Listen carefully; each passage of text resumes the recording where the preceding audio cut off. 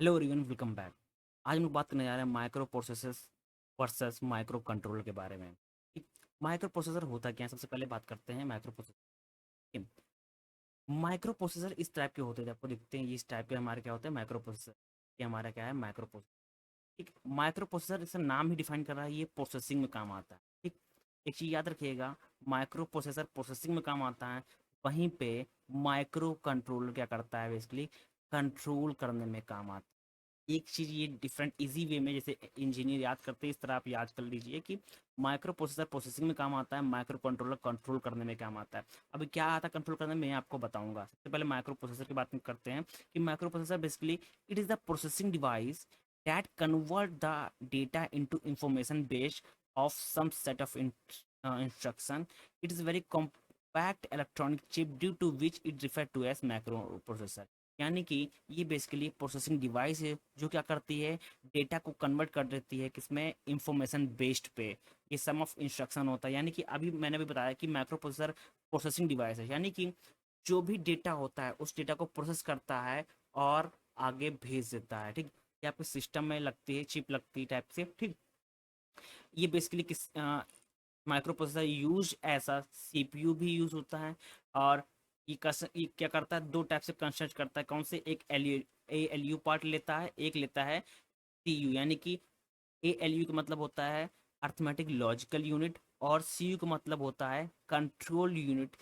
इसके दो major parts हैं, इसके माइक्रो प्रोसेसर के। ठीक, माइक्रो प्रोसेसर बेसिकली एक प्रोसेसिंग डिवाइस है जो कि डेटा को कन्वर्ट कर देता है किसी और इंफॉर्मेशन बेस्ड में, और उस इंफॉर्मेशन बेस्ड पे हमको आउटपुट जनरेट करके देता है। और सी माइक्रो प्रोसेसर के दो कंपोनेंट्स होते हैं। पहला कंपोनेंट्स होता है ए एल यू, दूसरा कंपोनेंट्स होता है सी यू, यानी कि अर्थमेटिक लॉजिकल यूनिट और कंट्रोल यूनिट। ठीक, और माइक्रो प्रोसेसर एक चिप होती है। ठीक, ये क्या होता है, बेसिकली सिंगल चिप होती है, इसी को माइक्रो प्रोसेसर बोलते हैं। ठीक, आपने जब कॉलेज में आपने पढ़ा होगा कि इंटेल 8085 और 8086 प्रोसेसिंग चिप्स के बारे में पढ़ा होगा। ठीक, उसके आपने बहुत सारे मल्टीपल्स थे यहाँ पे याद किए होंगे। जैसे ये डायग्राम देख रहे हैं आप, ये डायग्राम यहाँ पे मल्टीपल्स नाम लिखे होंगे, आपने इसको याद किया होगा। ये 8085 ने आप पढ़े होंगे, या 8086 आपने पढ़ा होगा जिसका आपने एग्जाम दिया है। ठीक, अब इसी चीज़ को मैं अभी एक्सप्लेन कर रहा हूँ आपको। ठीक, यहाँ पे देखिए लास्ट में अभी अब जो समय है, जो मॉडर्न की बात कीजिए 2024 चल रहा है, यहाँ पे 8085 8086 नहीं इस्तेमाल हो रहा है। यहाँ पे बहुत हाई एडवांस माइक्रो प्रोसेसर आ चुके हैं। ठीक, और बहुत ही ज़्यादा जो कैश मेमोरी बहुत ज़्यादा वहाँ पे हैं, बहुत ज़्यादा हैंडल कर रहे हैं। ठीक है, बहुत सी चीज़ें यहाँ पे अपडेट हो चुकी हैं। 8085 से लेकर 8086, 8085 8086 2000 में यूज़ होती थी, अब यहाँ पे इसका इस्तेमाल नहीं हो रहा है। ठीक, अगर यहीं पे बात कीजिए, modern processor consist of small memory unit cache in addition to ALU CU। Nowadays microprocessors are being widely used in several applications such as desktop publishing, power plant control, multimeter and medical instrument में इसका इस्तेमाल किया जा रहा है। क्योंकि अब ये जो समय था दो 8085 8086 वाला, ये 2000 में इस्तेमाल किया जा रहा था, 2001 में इस्तेमाल किया जा रहा था। बट अभी 2024 चल रहा है, इसमें बहुत ज़्यादा अपडेट किए गए हैं, बहुत ज़्यादा एडवांस फीचर्स आ गए हैं। ठीक, इसमें स्मॉल मेमोरी का इस्तेमाल किया जाता है, जो कि होती कैश मेमोरी का भी इस्तेमाल किया जाता है। अब बात करते हैं माइक्रो प्रोसेसर की। मैंने अभी कंट्रोल यूनिट की बात की है, इस तरह का डायग्राम होता है माइक्रो प्रोसेसर का। ठीक, जहाँ पर रजिस्टर होते हैं, कंट्रोल लॉजिक्स होते हैं जो बेसिकली कंट्रोल करते हैं हमारी चीज़ों को। ALU होते हैं यहाँ पे जो परफॉर्म होते हैं, जो लॉजिकल जो अर्थमेटिक जो चीज़ें होती हैं परफॉर्म करने के लिए, यहाँ पे ALU का इस्तेमाल किया जाता है। ठीक, नाउ आप बात करते हैं बेसिकली माइक्रो कंट्रोलर की। देखिए माइक्रो कंट्रोलर में अभी डायग्राम बता देता हूँ आपको कि माइक्रो कंट्रोलर बेसिकली इस टाइप से दिखता है। माइक्रो कंट्रोलर जो बेसिकली कंट्रोल करने में काम आता है। ठीक, ये हमारा क्या है माइक्रो कंट्रोलर। चलिए इस पे बात करते हैं माइक्रो कंट्रोलर बेसिकली होता क्या है, इसका जो डायग्राम है वो हम लोग जानते हैं। ठीक, देखिए माइक्रो कंट्रोलर क्या होता है, एक इलेक्ट्रॉनिक सिस्टम होता है which consist of processing element a small memory और RAM ROM E ROM input output ports extra on a single chip. Therefore, a microcontroller is a tiny assembler of microcomputer.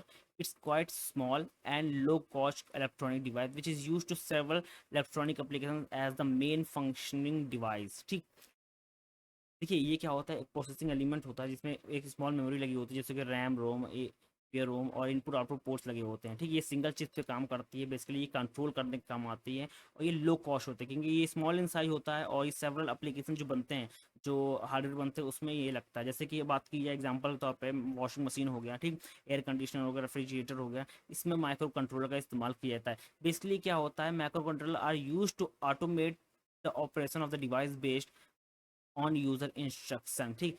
User instruction पे ये basically काम करता है, ये user जो instruction होता है उस पर काम करता है। ये बेसिकली क्या होता है कि जैसे भी जितने भी डिवाइस होते हैं, हार्डवेयर जो डिवाइस होते हैं जिसमें ये लगा होता है, बेसिकली कंट्रोल करने में काम आता है।